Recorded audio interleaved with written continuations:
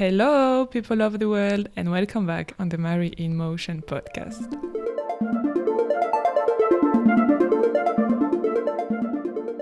Today I'm with Anusha. Hi.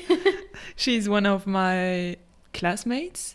We met a few months ago, and she has a nice story to tell you today. Mm-hmm. Do you want to introduce yourself a bit? Yeah, so my name's Anusha. For context, I'm Malaysian, but I've lived around the world. So yeah, I think I can bring a lot of perspective into where I travel. And yeah, I recently went to Fiji. Not so recent anymore, but that trip was so impactful and insightful. So I think it'll be really cool to talk about it today. Yeah, and that's what we are going to do today. Can you set a bit of context about why you were there? Like, how did that idea come to mind? Where were you in your life at that moment? Okay, so I was doing my bachelor's degree in Melbourne, Australia. So Fiji is a Pacific island country. It's really close to Australia. It was just a random country. Me and my friend really wanted to go, and I would love to visit a Pacific country. So then the idea built really quickly, as it does, and I think over a week or two we had a whole itinerary. We had a 2-week break over, let me think. Wait, winter in Australia is mid-year. Okay, so we had a 2-week break over winter, and I was like, I'm gonna see it for the whole 2 weeks because it's expensive to get there, and there's no information on Fiji online. There's barely anything. There's only this one company. It's called Fiji Tourism or something, and they show the nice, resort, like very luxurious Fiji, and I was like, I don't want any of that. I want to experience it, but I want to go cheap. I want to, blend in with the local and stuff. So I was like, yeah, I'm just going to go there, and I'm going to figure it out as I go. And all I knew was I wanted to check out both the islands. There's a main island, the big one, and the small one. I just want to check out both of the island, and I'm going to be there for 2 weeks. So that was the plan. Okay, so cool.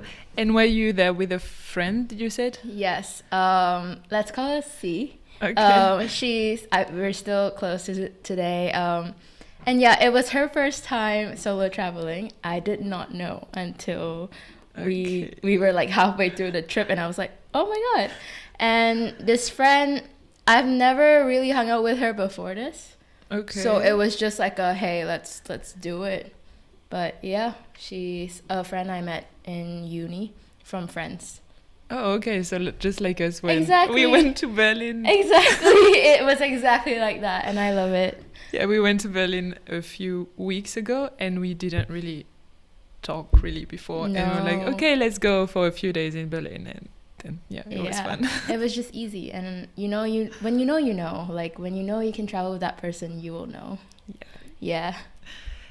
So you went to a country that had no information online, and you thought you would figure it out yourself. Mm-hmm. So there was only luxurious places. And did you find nice, cheap places? How did you navigate over there? So more of context is C was only going to stay for a week.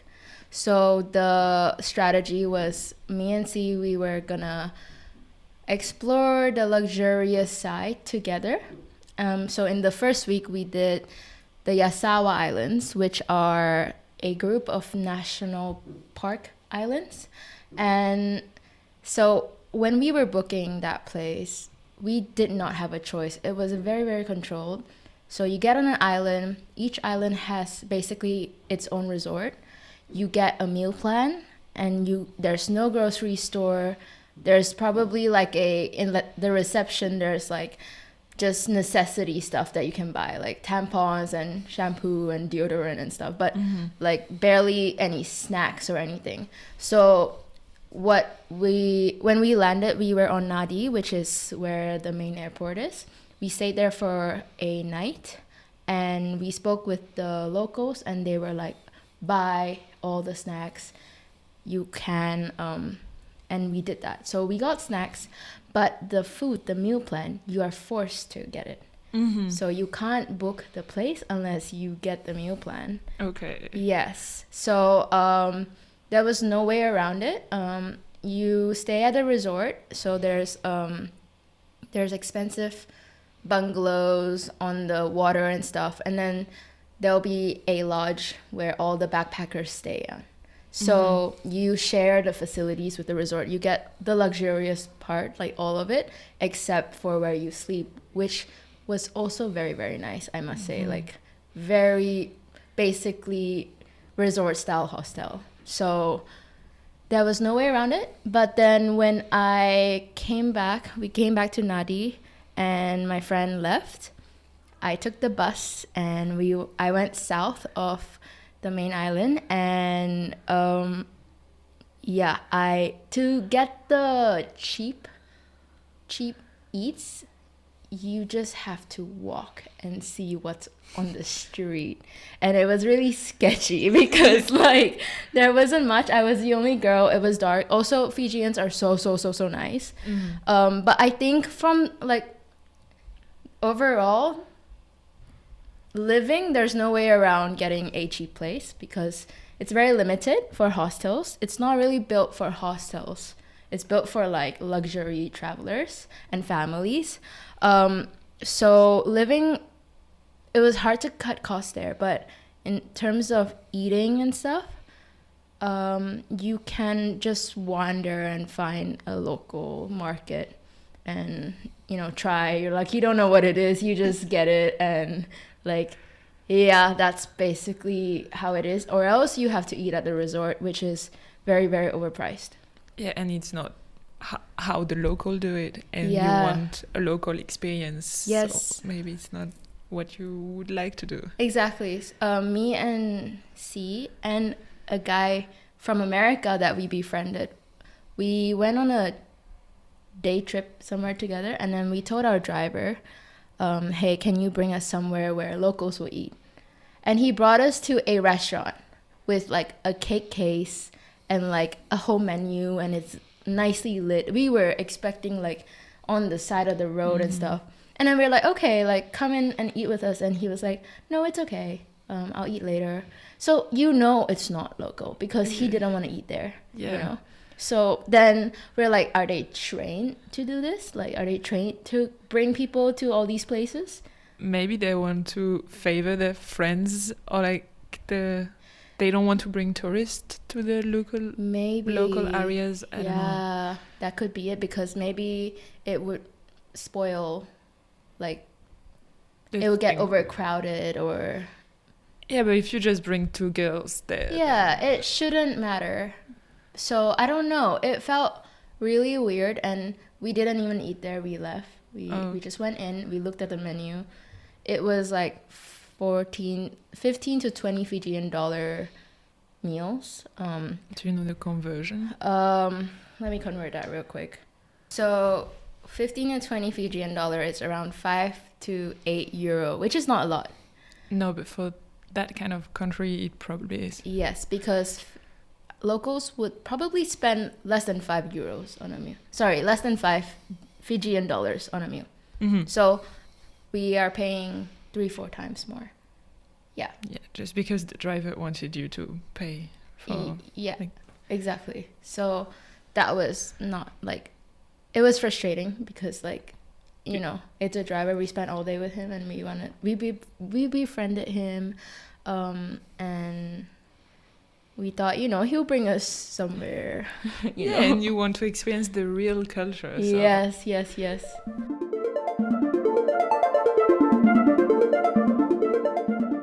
So did you feel like in the end you managed to reach that local vibe, local place? Yes. So the story goes that once he left, that was when I think the most local experiences happened for me.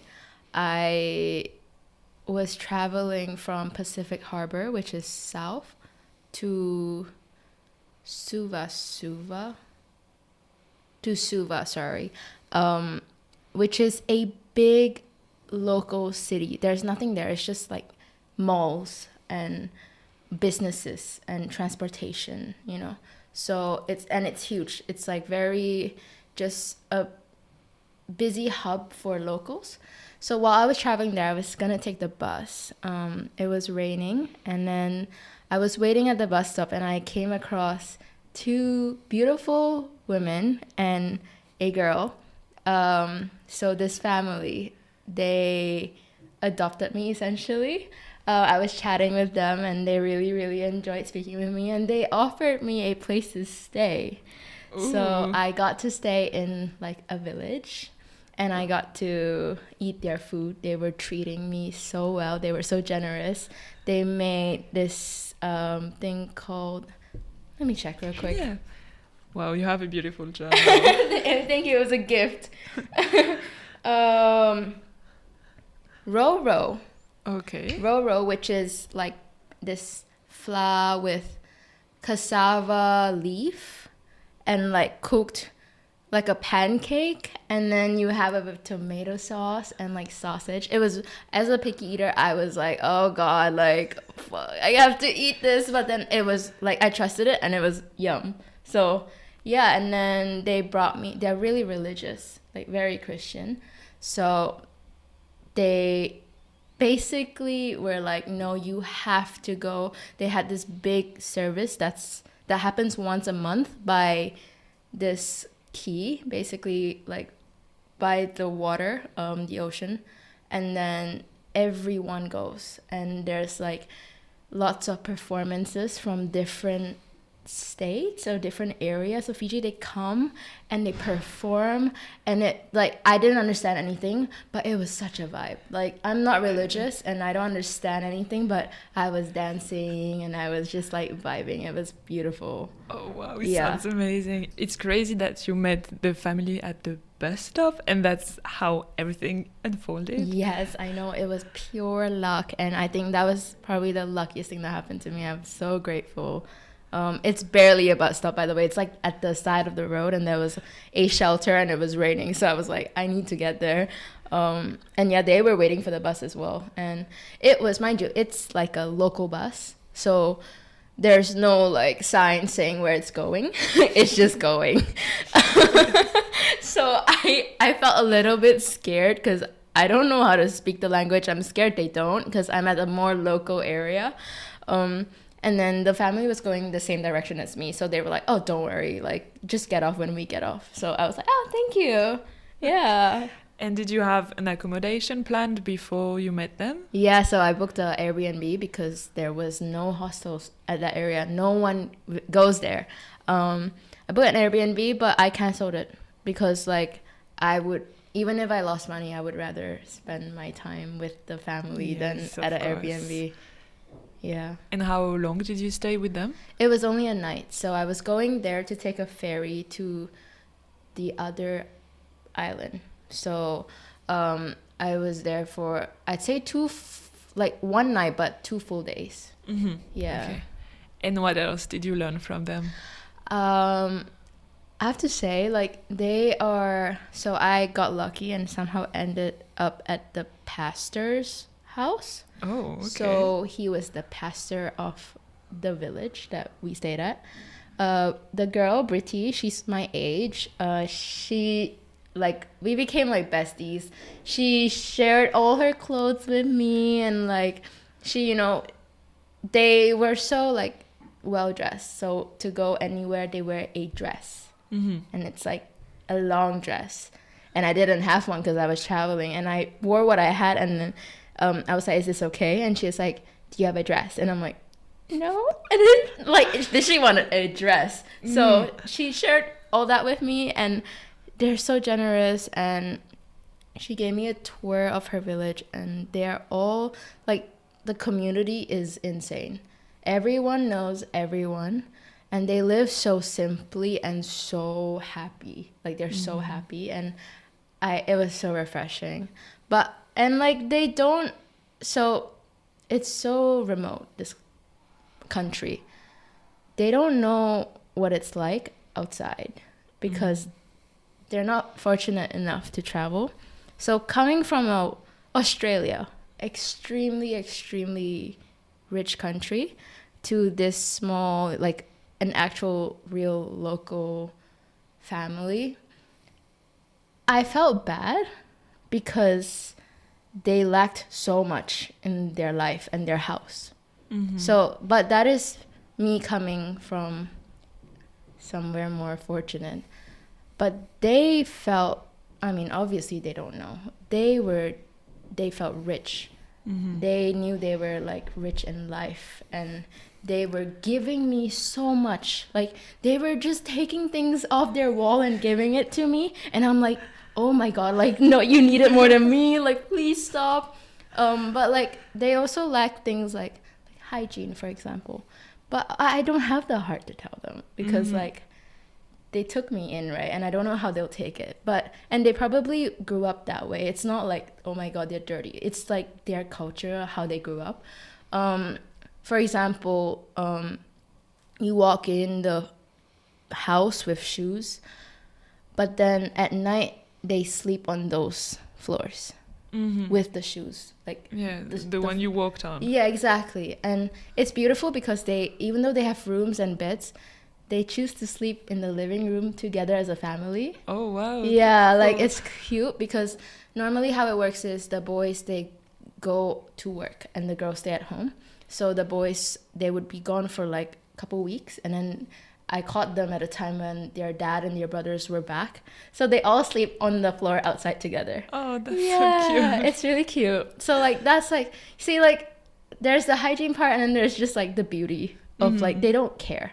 And then there's another thing of like, they don't have gas like when they cook. So everything's electricity, and they don't have water. I was reading my journal, and it said like, oh, when I arrived there was no water. So they can't brush their teeth, they can't shower, they don't wash their like the things they cook with. They just leave it, and then they like heat it up again and use it again. But don't they use water to, like, how do they drink and cook with water? So they have like reserves, like small ones. So enough to cook and drink, but not enough to wash dishes and shower and clean things. So like, so for me, when they said there was no water, they were not even like embarrassed. I'm not saying that they should be embarrassed. They just said it like, oh yeah, there's no water, like it's normal. And for me, hearing that, it just kind of broke my heart that it's normal for them and they're okay and they're happy about it. And I was just so confused. I didn't know how to feel. Yeah. Because I was like, if you hear this in your country, like in Australia or in Europe, you'll be like, oh God, like why? Yeah. Something big happened and, you know, like something needs to change. But no, that's a normal for them. But then, yeah, it was just so normal and so different. So But how did they manage to shower sometimes? they just wait for the water to come back, so they don't shower. You mean they have running water, just sometimes it doesn't work? Yeah. Okay. Yes, I think so. But did they have a bathroom and a shower place? So they have a shower area with like a bucket and a tap. So yeah, I mean, that's enough to shower. But when I showered, I realized that that's all they had. They don't have shampoo, or like they don't have toothbrush. I haven't seen them clean their face. Like my friend Britty wears makeup. They don't have makeup remover. They just go with it. So like, I don't know. Like, it's very different. Because for me, I'm like, when do I do it? Like, I don't want to be like, when do I brush my teeth? But yeah, that's a very big culture difference and shock, I guess. Oh, and there's a huge thing called Fiji time. So you can guess island time, Fiji time, everything is late. And like, I thought they were exaggerating. They were not. I think the next day, so Britty had work, her mom had work, her sister had school, the brothers had school, and it was like maybe like they had to be there at 7:30. My girl was up at 7:30. No, she was up earlier. But then we were trying to catch the bus that's at 7:30 or something. Yeah, the bus came at like 8:30. Okay. And look, the mom and the daughter is there. The mom's not stressing out. So why should I stress out, right? Like, if your mom's not stressing you out about being late, then why would you stress out? So I was really confused because I'm like, shoot, like, am I holding them back or anything? But no, the bus is not there. It's an hour late. And then they ended up walking to work and to school. I'm not sure. Oh, no, it's just a long walk. And they were not rushing. They were just walking. Like, crazy. I would be running. But yeah. And mind you, it's like work with the government. With the local government, and also work in a retail store. It's not just like their own business. Yeah, crazy. Yeah, I know. So the store doesn't open, I guess, or I mean, yeah, it's like a big. Maybe there's other people there, so yeah, it doesn't or maybe matter. the store doesn't open. Yeah, I guess not. But I mean, everyone's on Fiji time, so technically everyone's gonna be late. You know. Yeah. So I love it. It's too chill for me. Like. For a normal life, but on holiday. Yeah, that's cool. Love it. Yeah, but even as a traveler, when you want to catch a bus or something, you like to know when it's going. Yes. So the bus I was trying to catch, it was meant to be there maybe 30 minutes before it actually was there. So as a traveler, I would leave by then. Mm-hmm. Yeah. I would think it's not coming. But then no, thank God I met the locals and they were like, oh yeah, no, it's coming, don't worry. Yeah.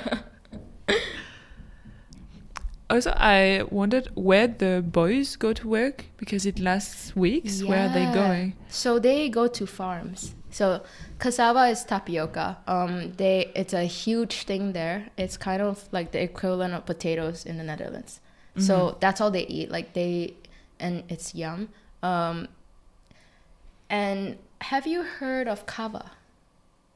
I think I have. Is it a drink? Yes, it is a drink. So it's this social drink that you feel not drunk but relaxed. Is it like a drug something or like I think it's a hallucinogen if you have a lot of it, but you have to have so much of it because it's very mild. Okay. So cassava plant, the leaf, I ate it with the roro, but you can also make it a drink. So the boys work in a farm that harvest these things. And yeah, they didn't really tell me much about it. I don't know how or where they sleep when they're there, but they're just away from the family, from the girls. So it's kind of sad, but it's normal because everyone does it. Mm-hmm. Okay. Yeah.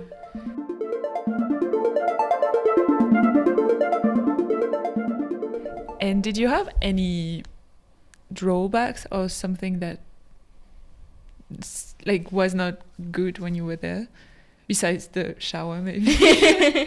I don't know how to classify a drawback in this sense. A lot of things went wrong, you know, but it was a part of the fun. There was nothing, I mean, maybe it's expensive. Like, that's the biggest drawback. The resorts are expensive. The hostels are expensive. But in terms of the people, there's nothing that affected me negatively, like on a personal level. It's just, I see it affecting them, and I see it as negative. But they don't. Yes. Like, for instance, like, if you were going to do an activity, there's a bunch of village tours. So in Fiji, in the past, you live in villages, you have your chief, and it's just, I think, quite standard. There's a bunch of village tours that are done by Fijians, but the company is probably owned by a Westerner, you know, an Australian, a New Zealander, or like an American, because that's the closest countries. And like, so what you experience is a little bit gentrified. It's very catered to tourists. It's a little bit performative, but it's creating business for the locals, because maybe they lack the education to start this kind of business on their own. So it's giving them jobs, they're getting paid, they get to feed their family, you know. So for them, they're happy, they're grateful. Yeah, but then it makes them alienated or like stuck to, if those Westerners decide one day that they don't want to do business with them anymore, they have nothing. They just have to find something else. Even especially on the Yasawa Islands, the islands are all owned by foreigners. There's no way a local person, you know, owns that, because it's so luxurious, it's so crazy. And then everyone they employed were locals. So then foreigners, the travelers, when they go, they feel like they're getting an authentic experience. You know, these Fijians, they're singing, welcoming people, they're taking you on tours of the island. But it all depends on what the owner wants. So I remember writing in my journal, me and C, we felt very disconnected on the Yasawa Islands, which are like the national park, the luxurious resorts. So on Nadi, I think I said we were there for a night, but I think we stayed for a day or two before we went to the islands. We befriended the freaking receptionist of the hostel, like the first person we met. He took us in, he gave us kava, he showed us around and everything. Like it felt so nice. At night, they taught us like the whole kava ceremony, how to make it. They had a ukulele, they sang it, and then we even, like, every time we drank, there's things you meant to say. We learned everything, and then the next day they were like, oh, what are you doing, blah blah blah. Like, it felt like, okay, this is the first impression, like, we love it. Get on the Yasawa Island, and everything, they feel so reserved, like, because they're on a job and they're being controlled by a higher boss. The biggest, like, what the fuck moment was, I think, at 10 p.m. we were chatting, all the hostelers and resort people. We were hanging around at the common area. They had games, music. We were chatting with the local workers there. And then at 10 p.m. they get ushered away. And we were like, oh, what's happening? Like, me and C were like, what's happening? And they're like, oh, it's 10 p.m. we have a curfew. And I'm like, what? What? A curfew? And they were like, yeah, like, we can't be seen at the resort part of the island past 10 p.m. They have to go back to their little lodging. And mind you, it's like bunk beds in a big room. They stay there. And the people are staying in luxurious bungalows, and they stay in a dorm. Yes, exactly. And also, a big thing is, we stayed on Manta Ray Island. The chefs were foreigners. Cooking local food, mind you. They were like French or something. They got to hang around. That's really just racist. It is, exactly. They were sitting on the beanbags, flirting with the travelers, the hostelers. Some of them even, hooked up and stuff. And the local workers, they were curfewed. Yeah, exactly, yeah.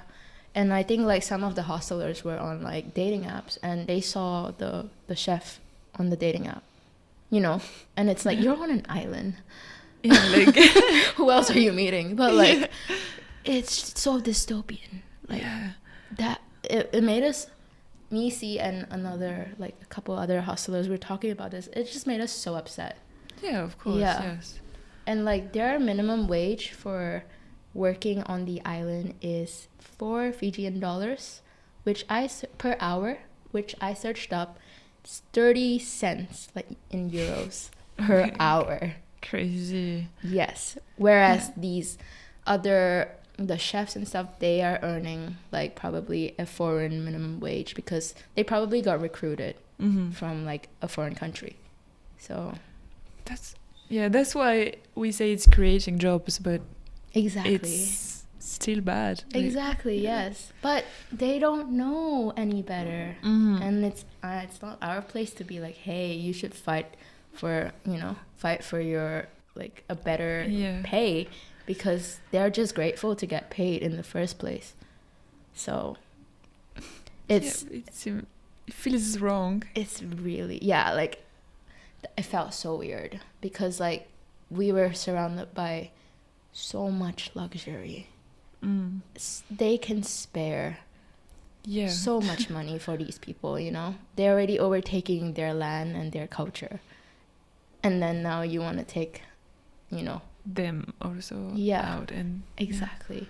And like the people who works on the island, the locals, they also have the thing where they work for a couple weeks and then they go back home for a couple days. So they go back to their village. Like they still live in their village and with the chief and everything. So hearing that as well, like you can tell like they're so tired, because on the ferry there's people going back to work and people going back home to rest. We saw both sides, and they just look like to go back to work, they just look like they don't want to be there, and then they're so happy to go home. Like so I don't know, it feels really weird. Like I know like we're a part of the problem because we are the tourists, but also we are the ones giving them this business, you know.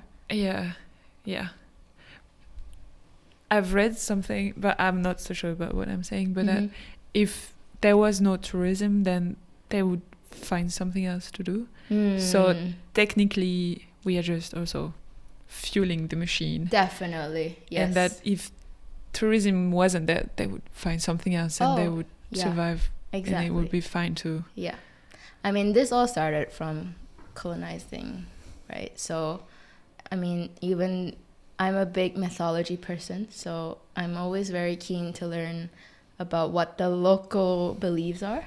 So I went to the Fijian Museum to maybe learn more about this. And no, their history literally starts from colonization. They don't know their culture before. So that's where it started, you know, like. But do you think that there is still lore in the remote villages and everything that just the Westerners didn't deem to put in the museum, or that it was not of interest for them? No, it's all, even the villagers are Christian, they have churches. Like, so I kid they you not. erased everything when they arrived. They erased it. I think the little bit of information I got was that archaeologists found some artifacts, like little statues, that might have been something from before colonialism, but like they need more like research, and they need more people digging up artifacts to learn more about the culture then. But no, I kid you not, like chiefs and like village people, they preach Christianity.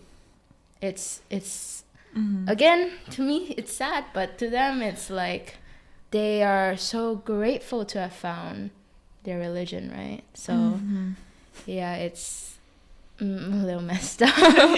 Yeah.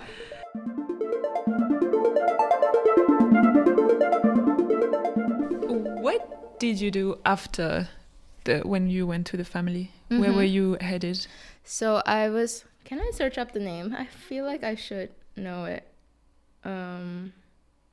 So Viti Levu is what I've been calling the main island.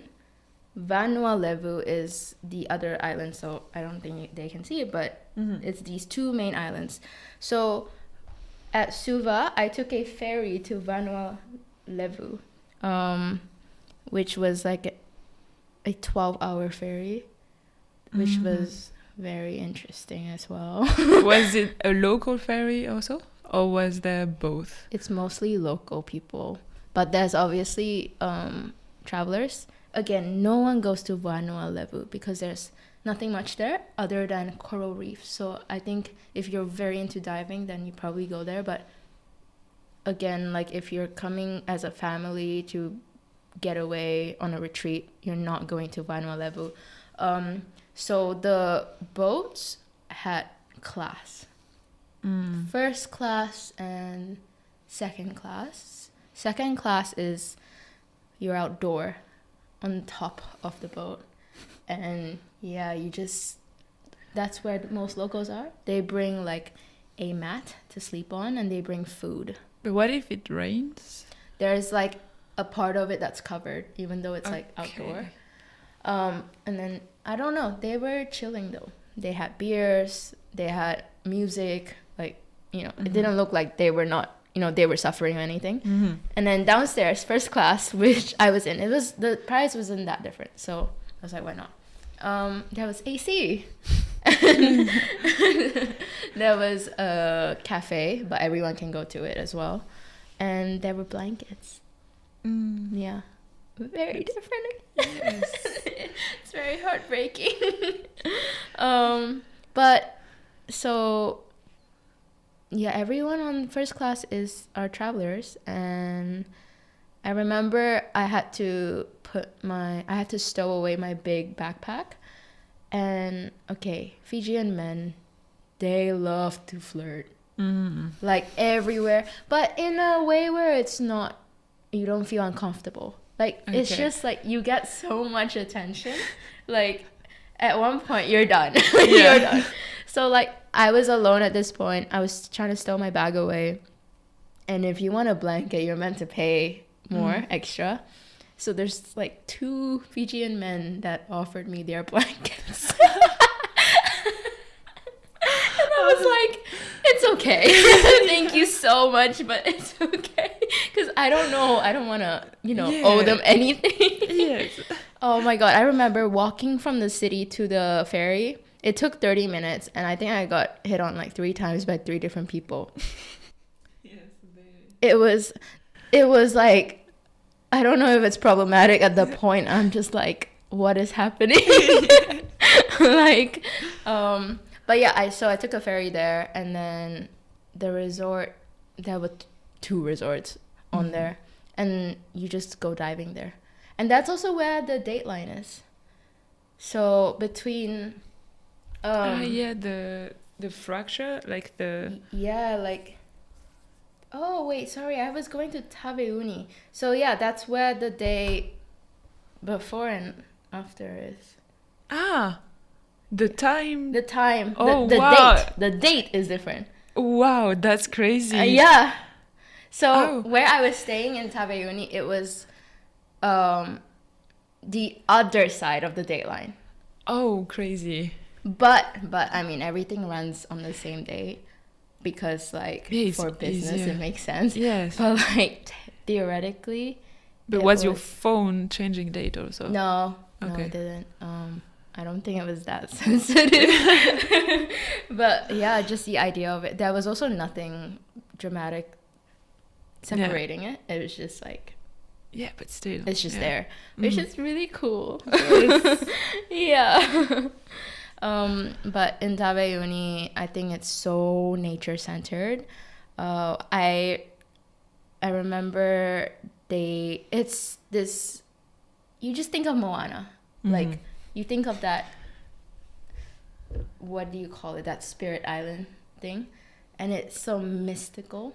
Like, the ferry was arriving, there were clouds like covering the top of the mountain of the island, and then people tell you about this lake at the top of it, and there's this like really rare flower that blooms at this time of year, and like you just feel like, is this real? Yeah.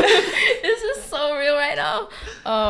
And there, I went snorkeling. The reefs were beautiful. The waves were huge. And I went to waterfalls, like so many waterfalls. And to this day, like it's so vivid in my head because it's so beautiful. There was this one waterfall where there's 2 walls. Like, you have to swim across these 2 natural rock walls. And then you get into this like circular like pool with 2 waterfalls coming into it. Oh, like, wow. You think I'm making this up right now? But, like, I'm not. Like, it's real, and it's like, that's just one of it. There's so many waterfalls, you know? Yeah, wow. Yeah, it was amazing, gorgeous, like... Yeah.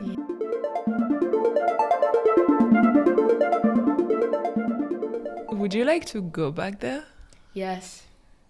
I'd love to. Actually, no. I would love to go back and visit that family. And I would love to bring a lot of like technology that I think they would benefit off. For example, like a rice cooker, something like that. But do you think they would feel like they need it? That's why I don't know. That's where I feel very like I don't want to be insensitive. I just want them to be happier, right? But are they already very happy? Yeah, they are. I kid you not. There's not a day where they're not smiling and like happy. Like positivity is their default. When you're in Fiji, everyone says bula. Bula means like hi. So like on the street or like cars driving past you while you're walking, you say bula. Bula, bula. Like we said it so much. And bula means sun. Oh, wow. Yeah. So even in their language, it's beautiful. Like it's so bright and positive. And even talking about it right now, I feel so like, like it's such a good feeling. They just ingrain it in them. It's in their blood. Like, so I don't know. Because the family, they're happy the way they are. Maybe they don't need it, but I just want to make them happier. Yeah, but I think, a small gift like a rice cooker is really utilitarian. Yeah, and it's simple. And yeah, exactly. Like, Bertie gave me she had a birthday, like, a couple days before I arrived. She gave me, like, some of her birthday gift. Oh, wow. I know. I was like, what? No, like, you just met me, you know? Like, no, she gave me, like, hair clips and little bags and stuff. I felt so bad. I gave her my only going out bag that I had. I was like, please take it. So maybe I will shower them with, like, less utilitarian stuff, more like jewelry, bags, clothes, because it makes them so happy. They love dressing up. Yeah. So, but yeah. I wanted you to tell about the anecdote you told me about the fact that you were eating every day what they eat at weddings. Yes. Okay. So in Nadi and in the Yasawa Islands, I ate so much of this thing called kokora. So it's like raw or really, really fresh fish that is cooked in coconut milk and cucumber. So it's very refreshing, and like you have it with cassava fries, like deep fried cassava. Again, I'm a picky eater, so trying that and loving it, I just kept ordering it again and again. And it was, again, 15 to 20 Fijian dollars. Like, it wasn't too expensive for me. Then when I was with the family, they were like, oh, have you tried local food? Yeah, like, because they want to cook for me. And I told them, like, yes, I've tried kokora. I love it so much. Like, I ate so much of it.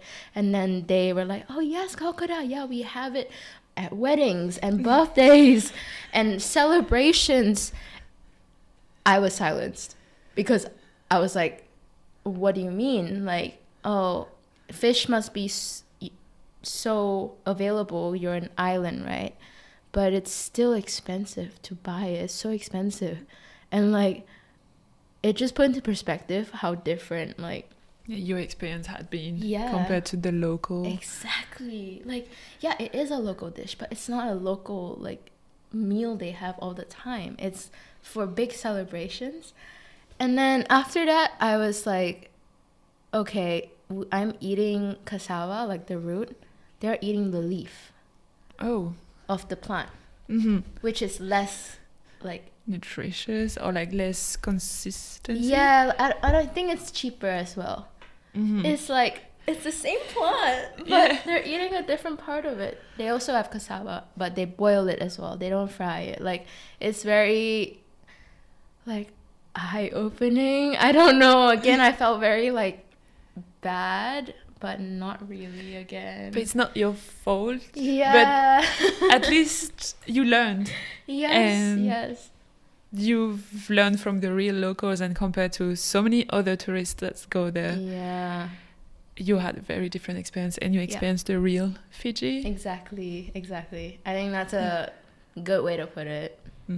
Yeah. Did it make you reflect on your own lifestyle? Oh, yes. Yes. Okay, a lot of people are gonna be like, if you know me, maybe you might not agree. I don't feel like I'm very materialistic. I love material, but I think I can live without them as well. Like, if I can live well, I will do it, but also I can adapt. But seeing how, like, coming back from that trip, normally after hosteling and stuff, I'd be so happy to go back to, like, my perfume, like, just to smell nice again. But after that trip, I was like, it's an object that shouldn't bring me that much joy, Like, Yeah. I've spent so much time wanting things that shouldn't mean that much, because like in Fiji I had the best time of my life with barely anything. It was just like experiences and like connection with people, and like it was amazing. Like no one cared about anything materialistic. So coming back, I really questioned, what do I really care about in my life? Like, if I have money, if I was given money, what would I spend it on? Like, definitely another trip back to Fiji. Like that was my one takeaway. I was like, I'm going back not just to Fiji, but to the other Pacific islands, like French Polynesia. Yeah. I really want to go now. And like, I just want to. It felt like a cleanse it wasn't intentional, but it was like a cleanse of like all these what do you call, like, superficialities? Yeah. And when you scroll social media, you get like that hit of like full of fake idea. Yeah. Like, I don't know, it was just, I felt like a fresh slate, like coming in new. I was like, I need to really not take it for granted and use this to catalyze my maybe new or better lifestyle and mindset. I love it. Yeah. Thank you. If someone that is listening to us is planning to go to Fiji, what would you advise them? What would you like them to do, not do? Okay, I think definitely check out the Yasawa Islands. Look, it's very gentrified, but it's so beautiful. I got to see manta rays, and every island has its own like unique species that are always there. But don't spend too much time there. I highly recommend speaking with the locals and saying yes to anything you can that's, safe. If you're a guy, like, please say yes to everything. Yeah. Like, you have the privilege to do it, because as a girl, like, yeah, I know I trust them as a society, but I still don't trust the individuals. Like, exactly. You never know. You never know until it happens. So, like, they will adopt you, and they're so happy to just like show you their culture. So do that, and I think if you can treat them to things. I treated Brittany to a circus show that was there, and she filmed everything, and she came home and she showed her family on the TV, and that felt so, like, for me it was just a circus show, whatever, but holy crap, like, seeing that made me feel so happy, like, that I got to treat her to that. And like, I dare you to just go off the path, like the usual path. Like, quite literally, I met this one guy, me and him, we were walking in the bushes to find a lake. Like, there were no paths. We saw things and we were like, we're going somehow. Like, and then you just see like random local things, you know. That's what you want. Yeah, yes. Exactly. And like, I mean, not just for Fiji, but I feel like with any country, you want to see at least 2 to 3 sides of the country, because there is a little difference in their culture, right? So if you are, Yasawa Island is west, go to the east, and there's so many other islands. I was on Taveuni, there's Vanuatu, and there's all these small islands around, like just explore.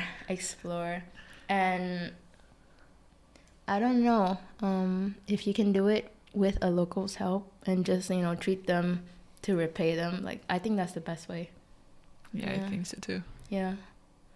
I think that's good. Yeah, that's a good point to finish up. Yes. Thank you so much for sharing. Yeah, thank you for having me. This was so fun, like reflecting on all this. Yeah, I'm so happy. I love everything you said. Thank you. So see you in the next episode. Bye-bye. Bye.